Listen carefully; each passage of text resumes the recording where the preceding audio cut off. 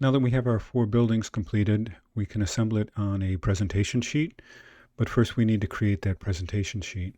So if we go to Blackboard, I'm going to have loaded up in M1, or what might be labeled CV1 as I'm updating these, a spot for some resources here, and that Start Presentation Sheet is available. And I have it set as a 2020 version, but I may update that to the 2021 version. And I'm going to save that to my my file, video 1 in process. And I'll save. And actually right from that command, I can go ahead and open that. And it's going to want to upgrade the model anyway to the 2022 version. And once it's open, what we're looking at is an 8.5 by 11 sheet of paper. And if I was to click on any one side of this, the dimensions will show up. And I want to make a sheet that is 36 by 24. I believe that's an architectural D size, and I'll confirm that. And I'll zoom out here and I'll grab the bottom, and I'm going to make that 24 inches. So now we have a sheet that is 24 by 36 inches.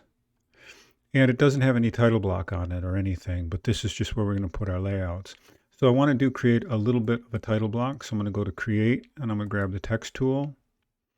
And down here in the corner, I'm going to make a title called the course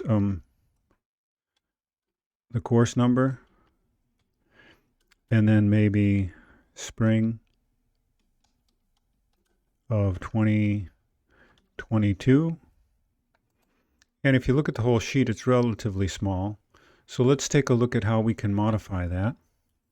So I'm going to go up to Edit Type, and I'm going to duplicate that text. I'll make it display type.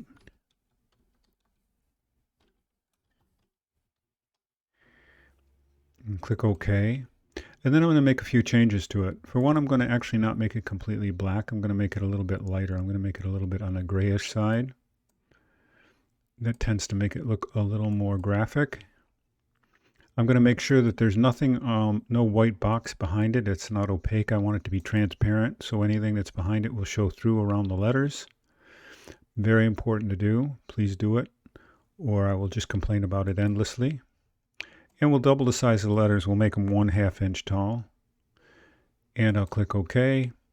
And you actually don't see any change here because I haven't applied the display type to that. So if I come here, click, and drag down and apply display type, now we have that new type size. And I'll just grab it here and move it down the bottom corner. And the only other thing I'll do is I'll put a place what would be your student name. So I'll put text down here. It's still in display type, but I'll change that.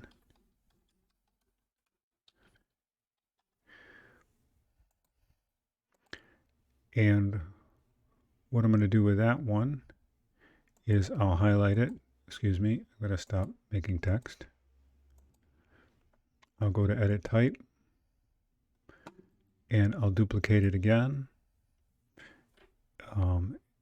And I'll make it small type.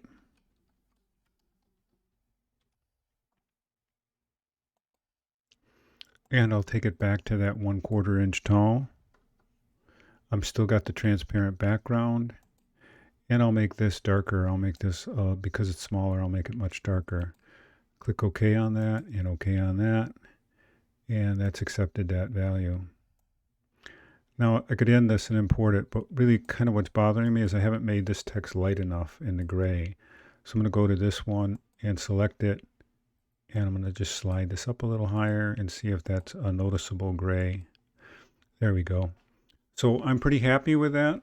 And what I will do is I will do a file save as. I don't want to save it as what it is currently. I want to save it as a new family. And I'm in CV1 process where I'm working. And I'll call it presentation sheet. And since it's all updated, I'll just leave it as presentation sheet. And we'll save that. and I'm going to load it into the project. This is just a save reminder.